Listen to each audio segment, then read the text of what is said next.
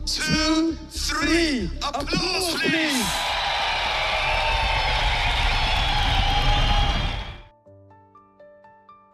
दो 2014 में एक नया क्रिप्टो करेंसी आया। इसने दुनिया को वादा किया बिटकॉइन किलर बनने का।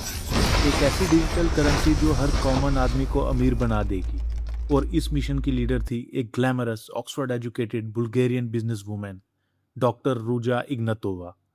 ये थी क्रिप्टो क्वीन और ये बेच रही थी एक सपना। बड़े बड़े इवेंट्स में जैसे कोई रिलीजियस गैदरिंग हो, ये लाखों लोगों को बताती थी कि ये फाइनेंशियल रिवॉल्यूशन की शुरुआत है। इसका नाम था वन कॉइन। रूजा इग्नातोवा, जिसे लोग क्रिप्टो क्वीन कहते थे, कहती थी कि वन कॉइन दुनिया के सबसे बड़ी डिजिटल करेंसी बनेगी। ये सिर्फ इन्वेस्टमेंट नहीं थी, ये एक मूवमेंट थी। जैसे ये खुद कहती थी, ये गरीबों को राजा बना देगी। लेकिन इस चमक धमक के पीछे कुछ था नहीं। ना कोई ब्लॉकचेन, ना कोई डिसेंट्रलाइज्ड लेजर, ना कोई पे आउट सिस्टम, सिर्फ एक मल्टी बिलियन डॉलर का झूठ, एक धोखा। वन कॉइन असल में क्रिप्टो करेंसी नहीं थी। ये एक सोफिस्टिकेटेड पॉन्जी स्कीम थी जिसे क्रिप्टो की ड्रेस पहना दी गई थी।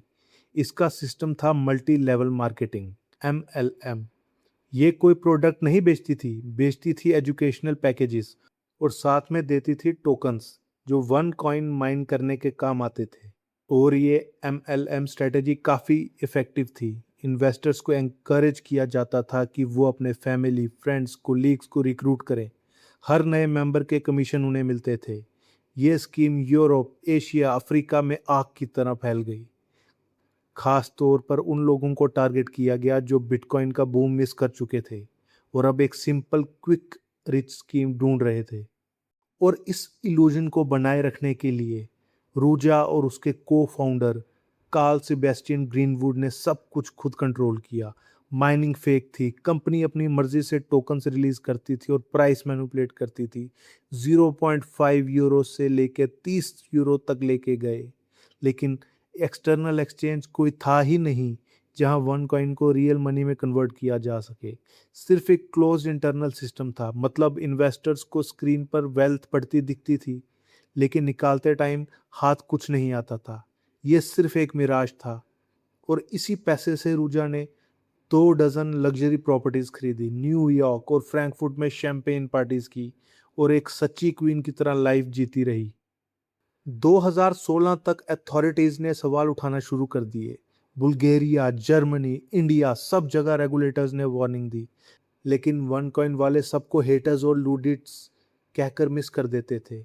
उन्होंने एक ऐसा कल्ट माहौल बना दिया था कि सवाल उठाना मुश्किल था। और फिर अक्टूबर 2017, जब सब कुछ क्लोज हो रहा था, क्रिप्टो क्वीन गायब हो गई। रूजा इग्नातोवा बुल्गारिया से एथेंस के लिए फ्लाइट में बैठी और फिर कभी नहीं दिखी। उसने अपने भाई और एसोसिएट्स को छोड़ दिया, लीगल केसेस और करोड़ों लोगों के गुस्से से निपटने के लिए। उसका को founder Karl Sebastian Greenwood Thailand में पकड़ा गया और फाइनली उसने वायर फ्रॉड और मनी लॉन्ड्रिंग की गिल्ट एक्सेप्ट की। कोर्ट में उसके इंटरनल मैसेजेस सामने आए जहां वो वन काइन इन्वेस्टर्स को इडियट कह रहा था। आज वो यूएस में 20 साल की जेल काट रहा है। और रूजा के गायब होने के बावजूद इस फ्रॉड का स्केल क्लियर हो गया। 175 से ज़्यादा कंट्रीज में $4 बिलियन से ज़्यादा चुराए गए। 2022 में FBI ने उसे अपनी टॉप 10 मोस्ट वांटेड लिस्ट में डाला और $5 मिलियन का रिवॉर्ड रखा। आज तक उसका पता नहीं चल पाया है।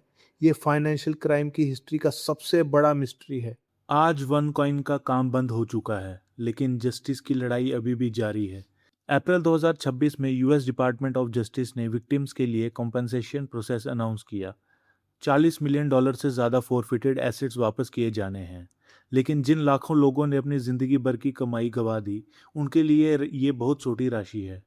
यूएस में अकेले विक्टिम्स ने $100 मिलियन से ज़्यादा खोए।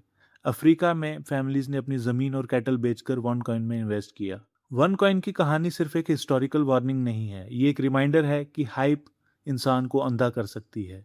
क्रिप्टो की दुनिया में जहां रोज़ नए अपॉर्चुनिटीज़ आते हैं, ये लेसन्स याद रखने चाहिए। पहला, अगर कोई इन्वेस्टमेंट गारंटेड हाई रिटर्न्स और नो रिस्क का वादा करे तो वो ऑलमोस्ट सर्टेनली फ्रॉड है। दूसरा, लेजिटिमेट क्रिप्टो करेंसी का ब्लॉकचेन ओपन और वेरीफाई होता है। तीसरा, हमेशा अपना रिसर्च करो अगर इन्वेस्टमेंट कम्युनिटी क्रिटिक्स को हेटर्स कह के डिसमिस करे तो वो रेड फ्लैग है, वहां से दूर रहो। वन कॉइन और क्रिप्टो क्यून का भूत आज भी जिंदा है। रूजा इग्नातोवा अभी भी पकड़ से बाहर है, एक गोस्ट मशीन ग्लोबल फाइनेंस की। कुछ कहते हैं वो मर गई, कुछ कहते हैं वो छुपकर रह रही है, शायद नए चेहरे के साथ।